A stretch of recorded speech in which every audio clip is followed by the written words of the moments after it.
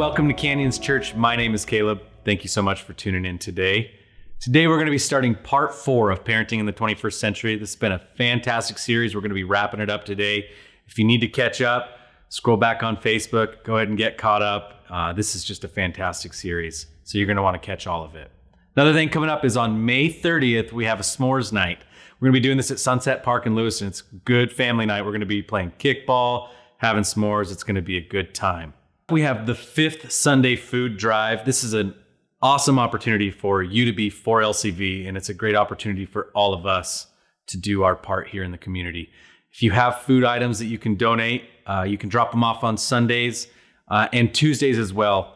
And that's just a good opportunity for us to give back. Our mission here at Canyons Church is to lead people into a growing relationship with Jesus Christ. Now, just because you can't be here on a Sunday morning doesn't mean that you're not a part of that. So I want you to just think about maybe what the next step for you is. And if you need any help along the way, please reach out. Now I'm going to turn it over to Andrew for part 4 of Parenting in the 21st Century.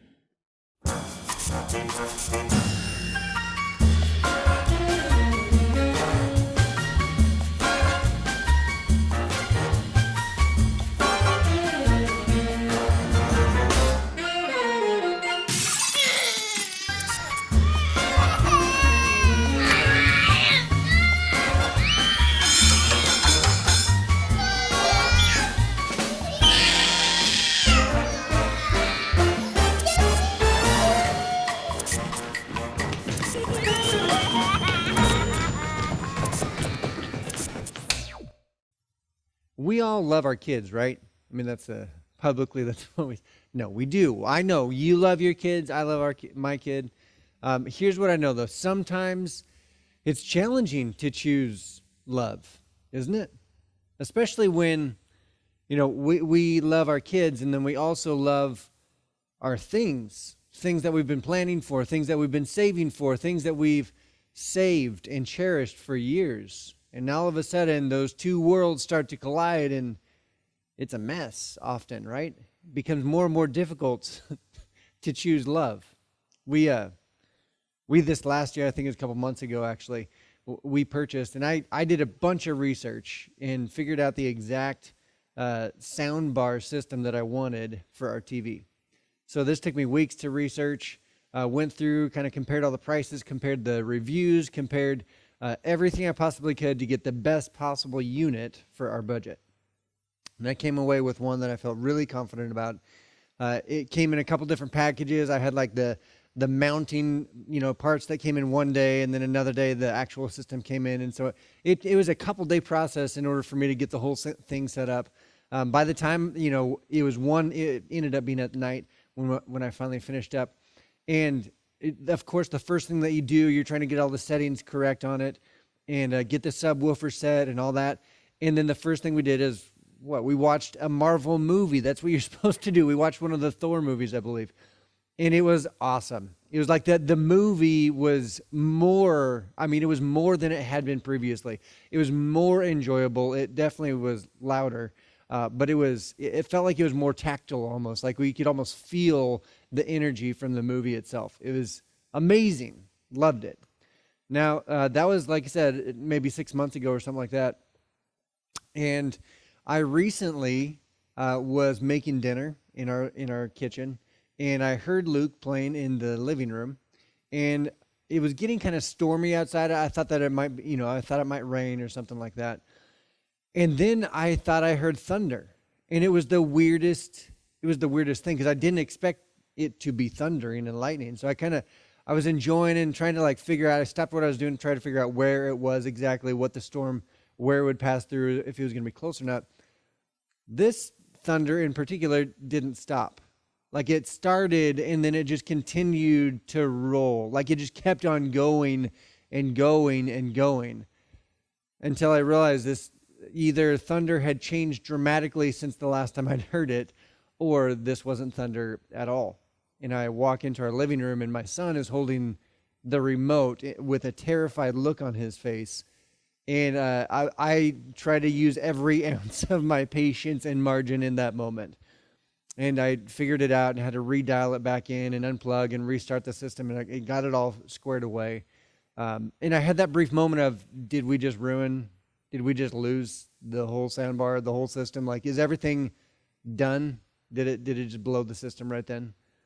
And of course, my son it wasn't like he was hiding it. He was just holding the remote, terror on his face. And it wasn't that he was, last week we actually talked about the 3 Ds of dishonor, that you could be disrespectful, disobedient, dishonest. And if those are the 3 dishonoring things that we discipline for. He wasn't really doing any of those types of behaviors. There was no malicious intent. He just was being a kid.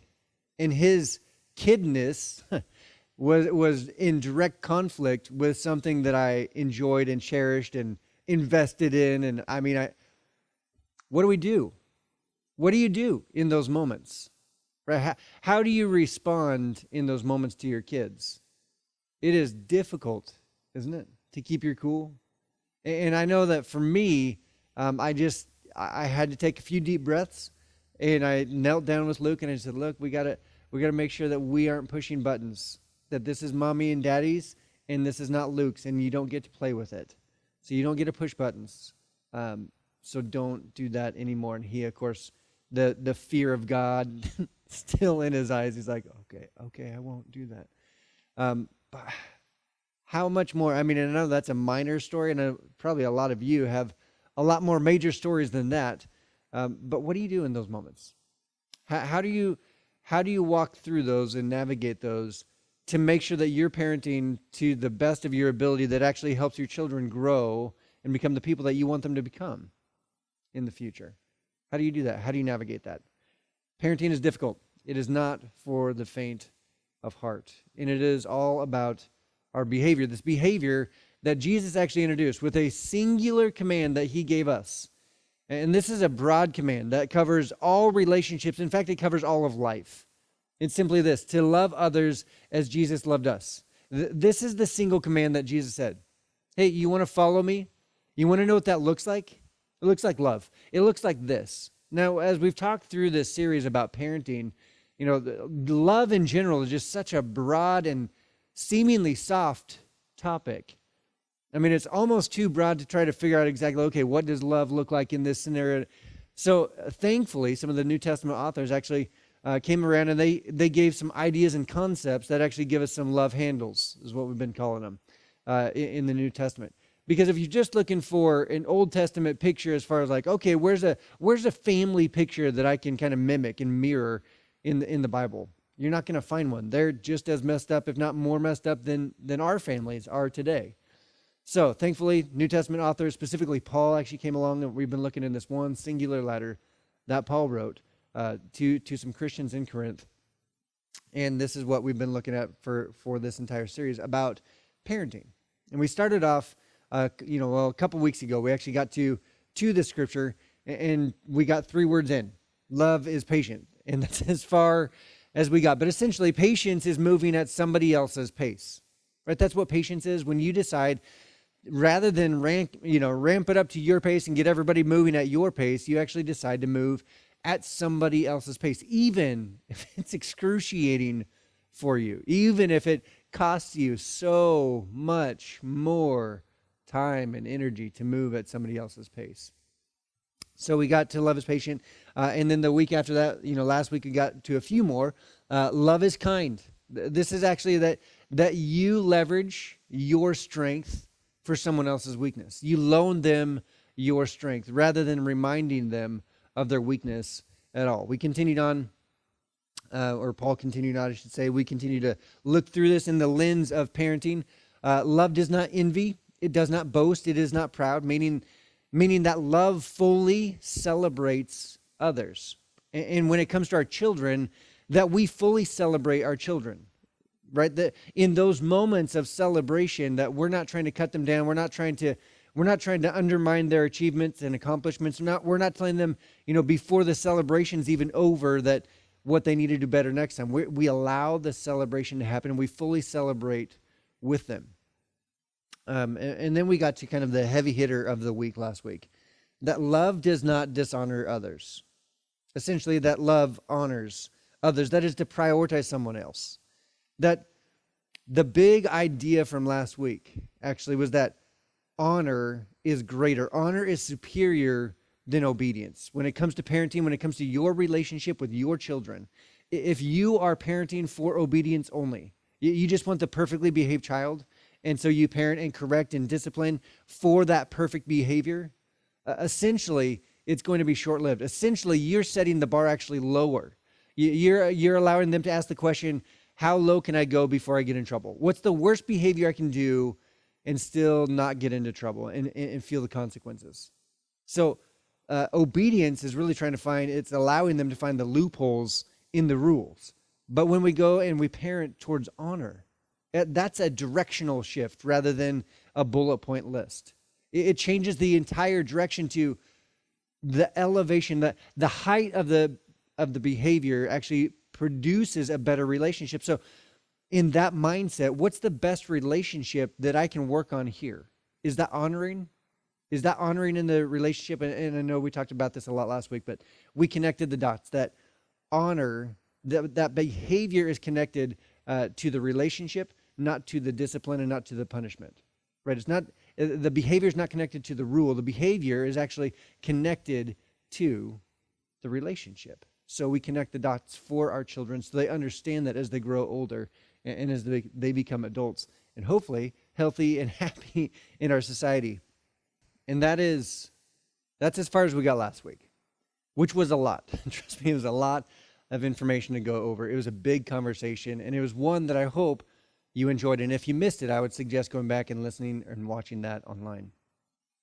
Now this week, we're going to pick up right there where Paul left off and where we left off, continuing on this idea that behavior is actually should be focused on us as parents because we model the behavior for our children.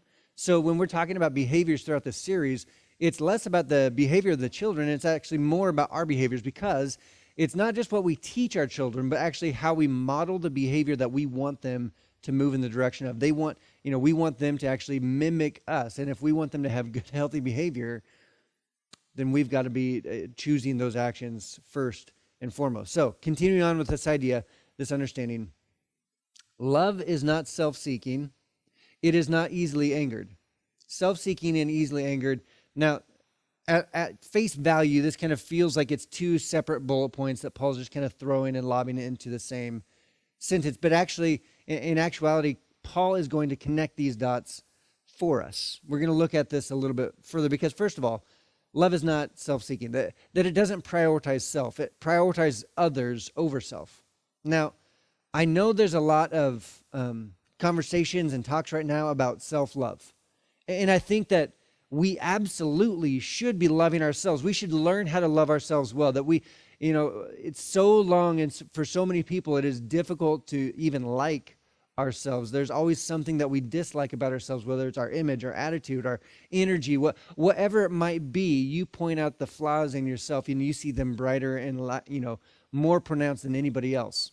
So that self-love, that aspect of figuring out how you can actually love yourself, that's important and that's valuable. However, I think often there's a cloaking thing that happens, that there's something that gets put over the top, and it's called self-love, but what it is in actuality is selfishness. Because we give ourselves the excuse, well, I'm just loving myself. I need to prioritize myself because I love myself. No, that's being selfish. That's not necessarily loving yourself. That's just being selfish. And what Paul says, and what I believe that he is describing is this Jesus brand of love, and especially in the midst of our parent and child relationship, that self-seeking behavior, this selfishness is not love at all. So this is where when we decide and we actually cloak the selfish, the self-love with selfishness, vice versa, whatever that image is. But when we're actually calling, selfishness, self-love, and we're making that okay, what it does is it makes it super easy when we're functioning in a selfish behavior. That's the behavior that comes out, right? We become super easily angered. When we're acting selfishly, our anger is right underneath the surface. It's right there. When we've prioritized self, our anger is sure to follow very quickly. So Paul actually connects the dots for us in this whole bigger idea. And I think it's one that we actually miss too often. Now, another interesting piece here is this term angered. So when Paul is describing this emotion, the term in Greek is actually stir, to stir, as in like cooking, to stir something. Now, do your children stir up something in you? I know from time to time Luke does for me, and I know that other people do. And it seems like it's always the closest people to us. It's our kids, it's our spouse, but they stir things up in us, right? That is a interesting term that is used. But here's something else that I would like to point out. I love to cook. And this is something I learned, partway through our marriage. We figured out that I was not good, nor did I enjoy cleaning. I didn't see the things that needed to be cleaned, nor when I did see them, was it enjoyable for me to accomplish them. I did, however, enjoy the creating part of making meals and making food. So I shifted and jumped into that role, and I've been cooking ever since, and I love it. I love cooking. The interesting part about stirring is that when you stir something, it's that you start to see what else is in the bowl, not just what's on top, but actually what is buried, what's under the surface, what is, at the bottom of the bowl. As you combine the ingredients that you didn't realize were in there start to surface, and you start to see them more. And that's exactly the picture and the image of being easily angered, that we actually start to see what's already in the bowl in us. It's not that your children, we say this on a regular basis, oh, you're just making this. Luke says this a lot right now. Oh, you make me so angry, which I think is, there's a piece of me that's like, that's kind of cute, but that's not really what we're trying to teach you. We're actually trying to teach you something else, that our kids don't make us angry, and we don't make our kids angry. That's right. I'm trying to have these conversations with a 4-year-old, and I think the vast majority of the time is just went right over his head. He's just trying to figure out how to get his way. Oh, you're making me so angry. But ultimately, our kids don't make us angry. It's the same thing. We probably say it a lot less cute than my son does, but our kids don't make us angry. The anger piece is actually something that is already in us. They're not putting that in us. It's already in us. When it comes to our marriage, this is something that we wrestle with, and I talk a lot about in premarital meetings, that when it comes to your marriage and the relationship, it's not that other person is making you feel a certain way. They're revealing it in you. They're stirring it up in you, and that's coming about, that you're actually seeing what's under the surface. What actually makes us angry, again, like Paul said, is the self-seekingness. When we prioritize self, when the direction that we always take a step in is for our own benefit rather than the other person, whether it be a spouse or whether it be a child. Obviously in this conversation, we're talking about parent and children. So when we move towards self first, if that's always our knee jerk, if that's always the direction we're moving in, anger is always going to be attached. That's going to be why we are angered so quickly. Something about parenting is, it truly is emotional. Like, even just having these conversations, you've probably felt like you've felt a variety of emotions. Maybe you felt some pride at some point, like, I did a good job, or I'm doing that well. Or maybe some guilt, or maybe you're starting to wrestle through, like, is that really the way that we should be looking at that? And you have like this fierceness within the conversation. And that's good. You know why? Because you care about it. Because you love your kids. And I love my kid, and I love my son, and we should be passionate. We should care about parenting. It should be valuable and important to us. And when something weighs that heavily on our heart, when it means that much to us, our emotions are sure to follow. Now, there's a piece of parenting that, I don't know, I hope that we're trying to take a turn as far as our society, but I think for a long time, emotions within parenting, and just in general, but emotions as a whole, were looked upon as weakness, right? If you showed emotions, you were weak, right? And some people have a more difficult time showing their emotions and sharing their emotions, and that's okay, and that's not what we're talking about. But when you're intentionally trying to shield and hide your emotions, from your children, I think that it's actually communicating something to them.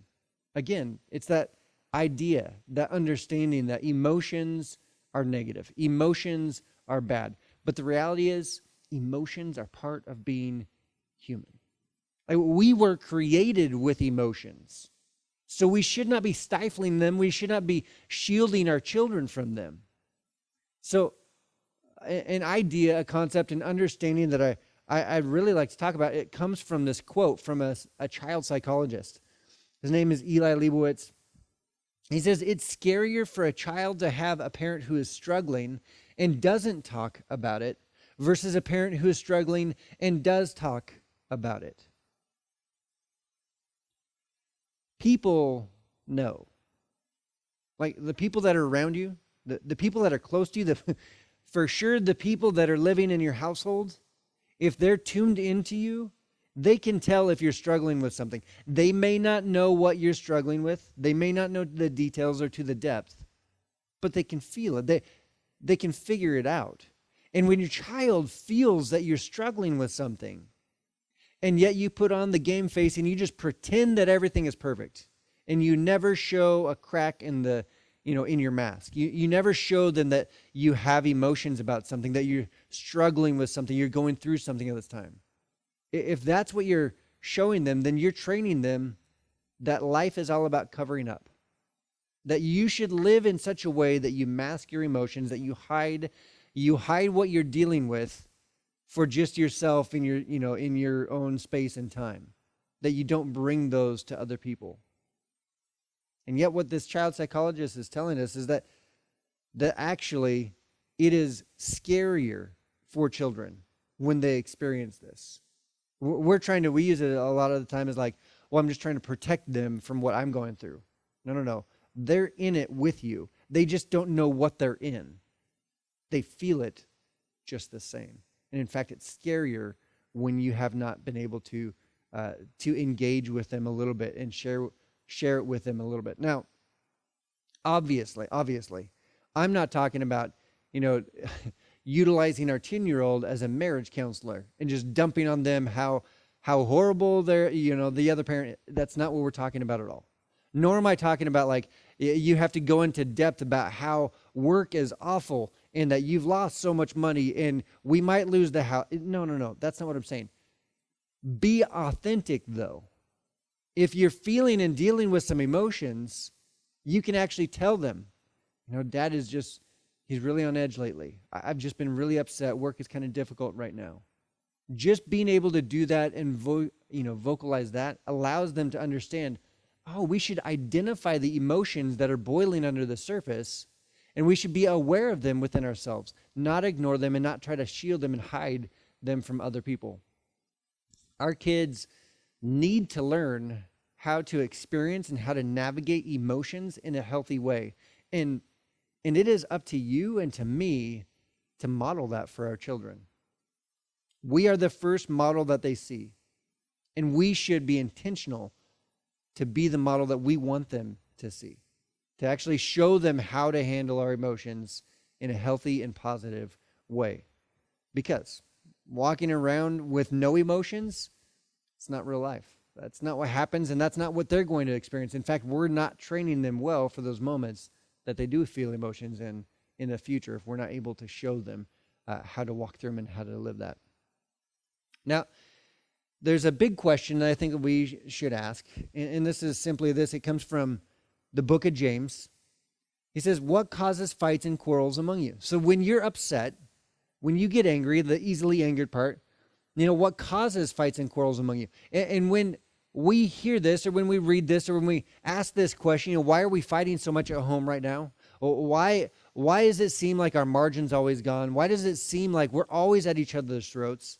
When it feels like that, and we read a verse like this, or we ask this question, the first thing that we want to point to is external.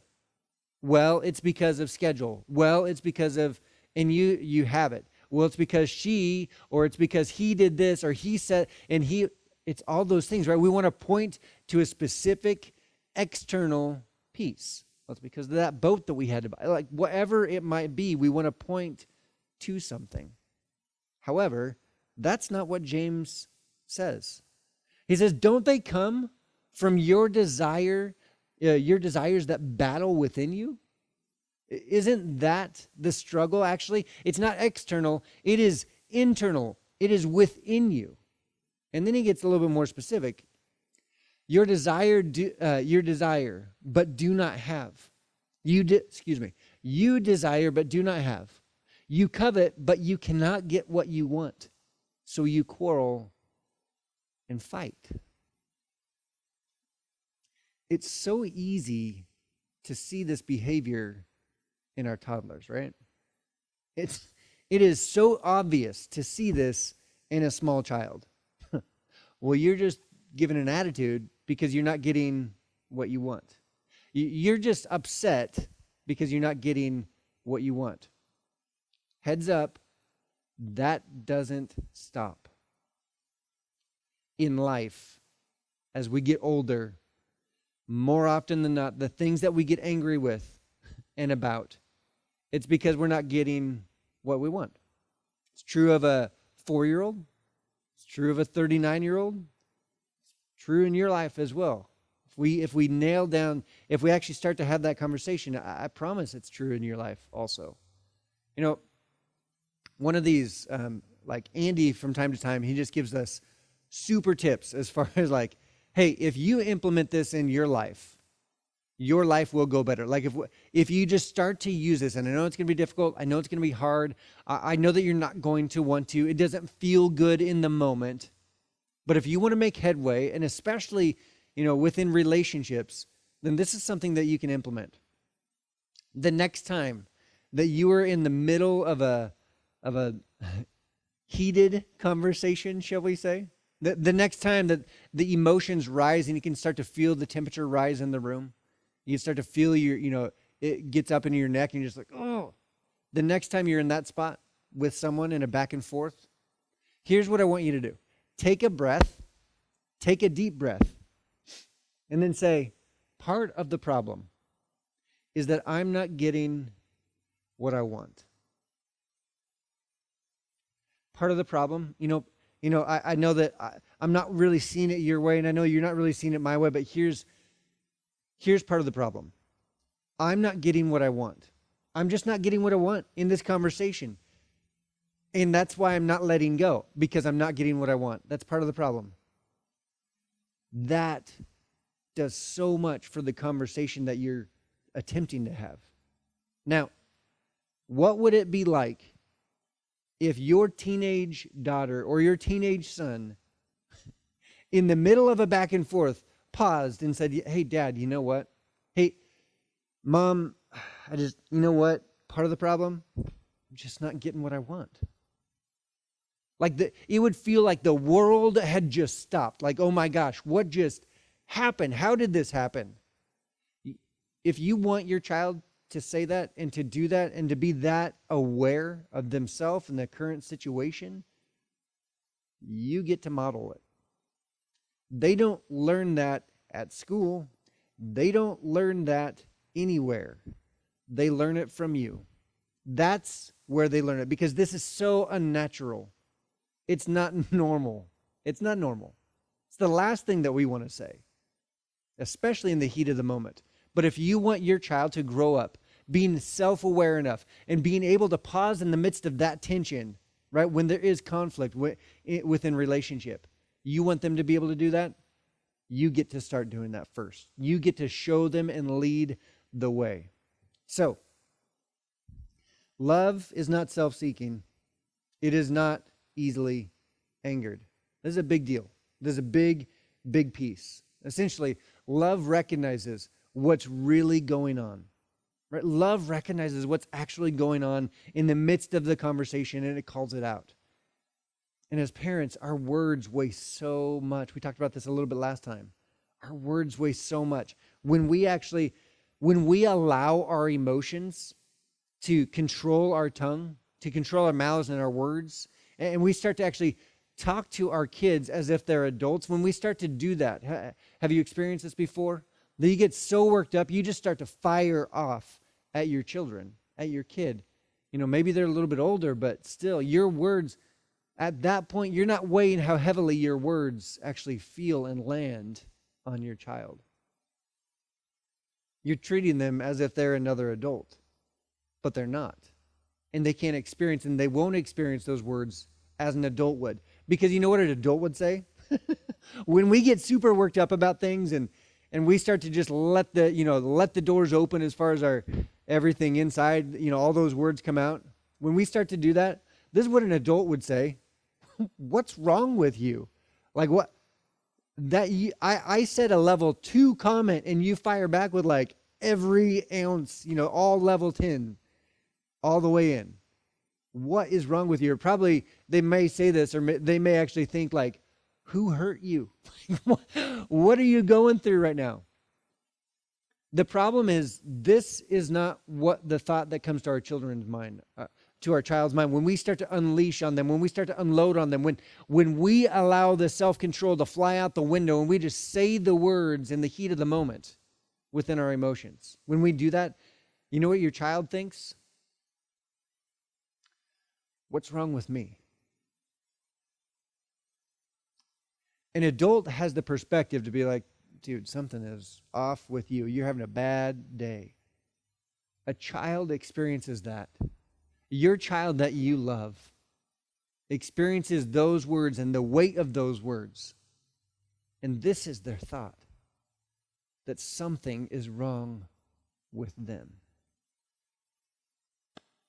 It's a lot. That's a lot. That's a lot. But here's what we know.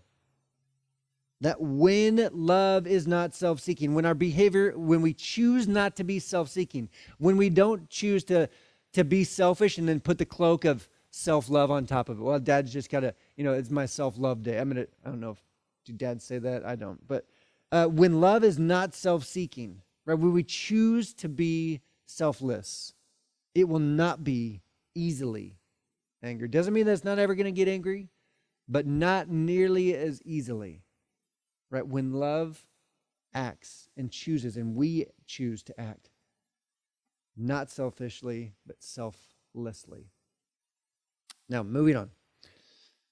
Paul writes, love keeps no record of wrongs. Even right now, throughout this series, throughout today, you've started to keep track internally how good you're doing as a parent. And right now you might be feeling like you're a failure because you're checking yourself off like wrong. I've done things so wrong the whole time. And you start to grade yourself, right? Now, when it comes to parenting, we cannot keep record of wrongs. When it comes to marriage, we shouldn't keep record of wrongs. Right? It's not the reason why we keep a record of wrong is not for the other person's benefit. It's, again, selfish behavior. It is our opportunity to gain leverage over the other person, to gain power and authority over the other person. When you bring to light, when you call back to your child, right? There's those moments of you did it again, the last 6 months, and you air their laundry out. You're just like, A, B, C, D. You've done all these things just recently. And you go back and you start to do that. You've kept a record of wrong. You are ensuring that you have the place of authority and power in the relationship. This is true. It's not just parent and child relationships. When you do this in marriage, you're trying to assume the authority. You're trying to assume the power in the relationship. It's ammo to fire at the other person is what it is when you're keeping a record of wrongs. We shouldn't be. As a parent and child relationship, if you're attempting to do this right, you already have the power and the authority. That's what God gave us naturally. Right? A child has to learn. We already have an assumed position of authority. We don't need to, reiterate this over and over at every turn that they're wrong and you're right and you know better and they don't. Like, you don't have to repeat that. So it's not beneficial for the relationship. It's true in marriage. It's true in parenting as well. Paul says, love does not delight in evil, but rejoices with the truth.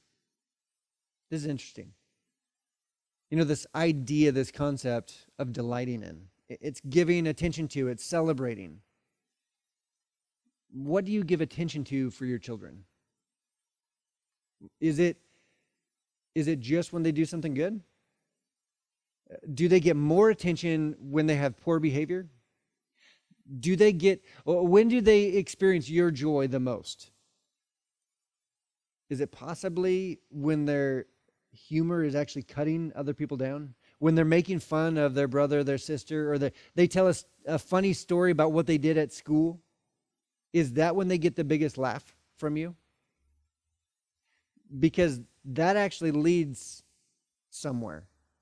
When you're most attentive to them is the behavior that they will actually try to repeat the most. Even if it's them getting in trouble, right? We talked about the 3 Ds last week of getting, the dishonoring behavior that will get you disciplined. Even if it's those behavior, if that's the only time that they get your full attention, then that's going to be the route that they go often in order to get that attention. Why?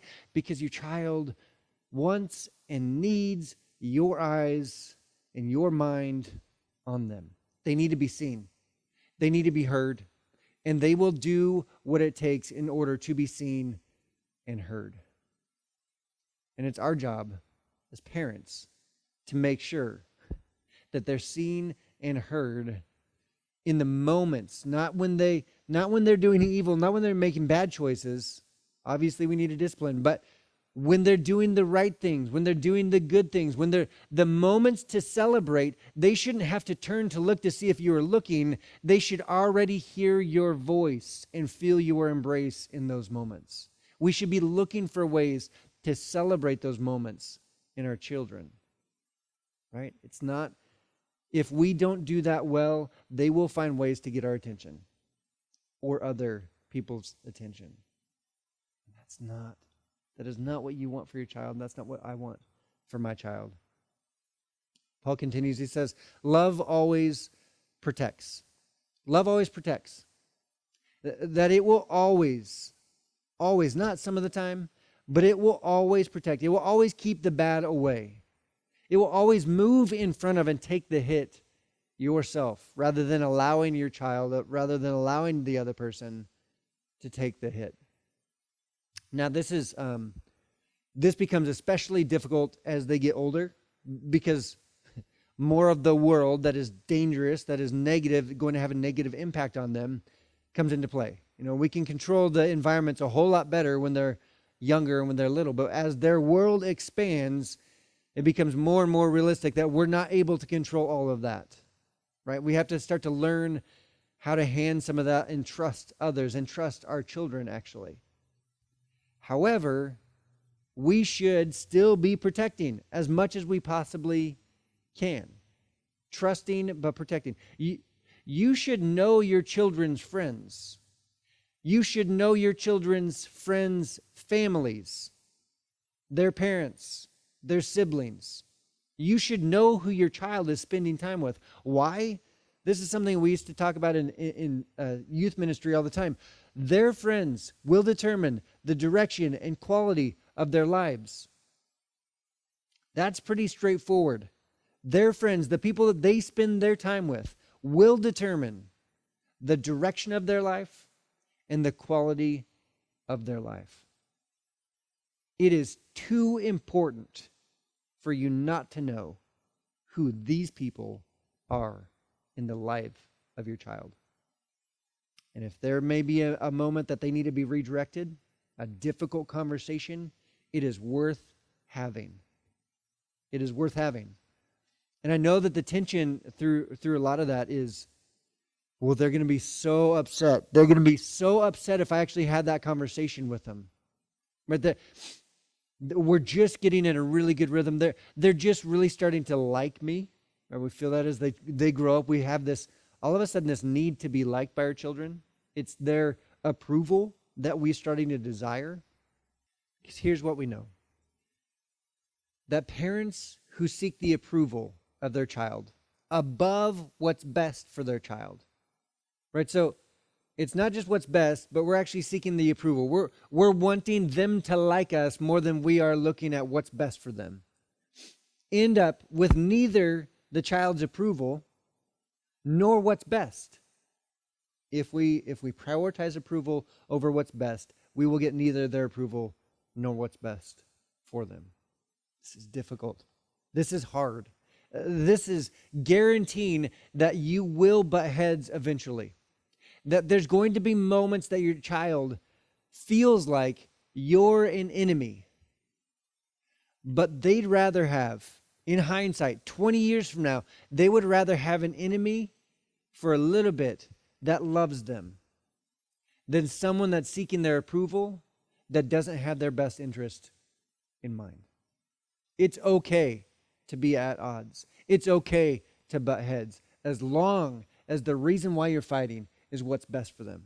It's not that you're controlling everything. You've got to trust them at some point. However, appropriately age and stage as far as your child's development, we have to be there. Love always protects. Now, when it comes to like the longevity of the relationship, the future goal of what we're trying to do, there should be a North Star that we're trying to move towards. There should be a directional shift. Through all of these, there should be something in the back of your mind of this behavior that I'm dealing with or this response that I'm trying to navigate. There's got to be a reaction here somehow, some way. And what is it and what's it going to do in the relationship? And is it taking me the direction that I think I want to go? But you have to know what direction you want to go first before you know if it's the right direction or not. So here's a good direction that you could choose to implement in your relationship with your kids. Parent toward a healthy adult relationship with your children. This is not behavior-based. This is not obedience-based. This is an honor-based decision. Mutual honor, mutual respect. That you're parenting with the future in mind, and not just next week, but the future as far as I want a healthy, happy adult to be my child as an adult that I can be a friend with. But I can't be that friend before it's time, before the appropriate season. But that's where we want to move. Because the 18 years that they're at home, that's going to fly by. And then you're going to have the rest of your life, in your child's life around. Like, you're going to have the rest of their life in your life to figure out if you did those first 18 years well or not. And you're going to have a lot more years. You're going to have a lot more years on the end than on the beginning. And it's important, right? It is important that we make the decision that this is the value. This is the why behind the what. This is the reason why we're doing all of these things. Now, if you parent with your future relationships in mind, you avoid the not goals for your kids. Do you know what the not goals are? The not goals are when your kids finally have the opportunity to make their own choices, make their own decisions. And maybe they're finally, they're becoming parents themselves. And their not goals are, well, I'm not going to have the relationship with my son the way that my father had with me. Well, I'm not going to discipline the way that my mother did. I'm not going to do it that way. It's the not goals. The problem with the not goals is that not goals are not enough. They're not enough to keep them on track. They're not enough to actually help them make healthy choices. Because not goals simply, it's just simply the polar opposite. It's just letting the pendulum swing back the other direction. Well, my parents did it that way. I didn't like it, so I'm going to do this behavior and do it this way, clear over here. And it's still not about what's best for their kid or their children.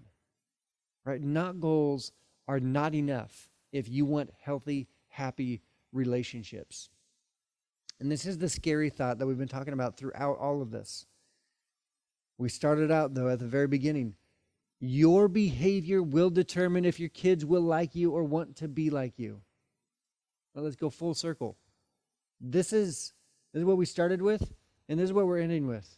Your behavior will determine whether your kids will like you or want to be like you. And if you choose and prioritize behavior that is tied to love, right, the love handles that we've been talking about, then I would be willing to wager that more likely, like way more likely than not, your children will want to be like you, they will like you, and they will want to be with you in the future as they grow, as they age, right? This is why it's so difficult. Because it's one thing to have the right ideas and have the right words to say. It's an entirely other thing in order to behave that way. And it's not about the child's behavior, it's about your behavior and mine, leading the way, showing the way, giving them the picture. So, just to recap this entire conversation, this whole series, be patient. This is the behavior that we want to have as a parent. Be patient. Go at their pace, not yours. Be kind. Loan them your strength rather than reminding them of their weaknesses. Create a culture of mutual honor. That there's that respect that is the definition of the relationship that you have. That when honor and mutual respect are in the center of the relationship, it is always going to be mutually satisfying from both sides. Own your piece of the conflict pie. Why?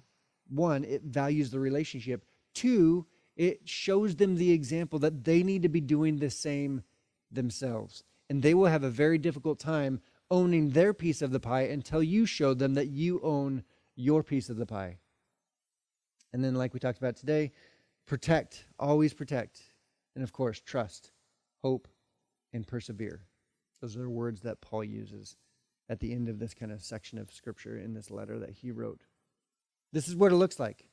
This is what it looks like if we want to behave in such a way that our children look to us as the model and then move in that direction, in the direction of love, the Jesus brand of love that he introduced to the world.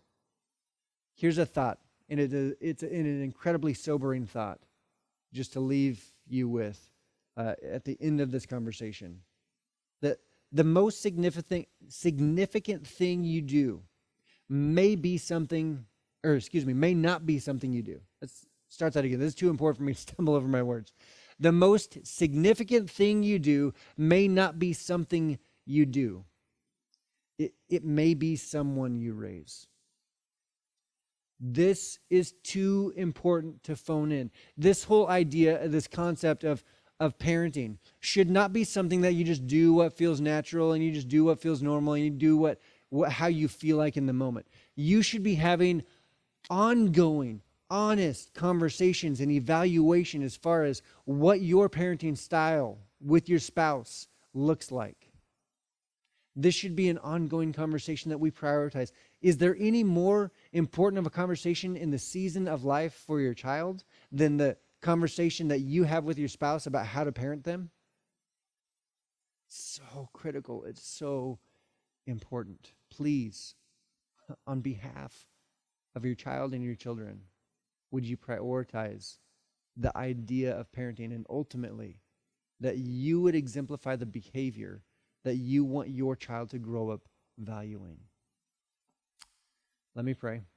We'll close out here today. Dear Heavenly Father, we thank you. We thank you because you first showed us how to be parents by your sacrifice. That the behavior is actually selfless. That it's prioritizing somebody else, even if they haven't earned it, even if they don't deserve it. And God, I pray that as much as you've given us the grace and the mercy and the forgiveness, and as much as you've given us, I pray that we would try to exemplify that we would try to live that out for our children as well. That they might see you in us. That they might recognize your love for them by how we parent them. And sometimes that is a choice to fight them. That is a choice to be their enemy for a season or for a moment. Sometimes that's a decision to get up off the couch and to discipline when we know we need to discipline. Sometimes that's a matter of not focusing and prioritizing obedience and behavior, but rather choosing to point them in the direction of what's honoring to the relationship as a whole, and that our behavior does something to the relationship itself. God, God, I pray that we would choose over and over again to love our children well. Not just with a simple I love you, but an I love you that is followed by and preceded by our actions and our own behavior. Because that's what you did for us. God, we love you. We thank you for everything that you do on our behalf. In your name we pray.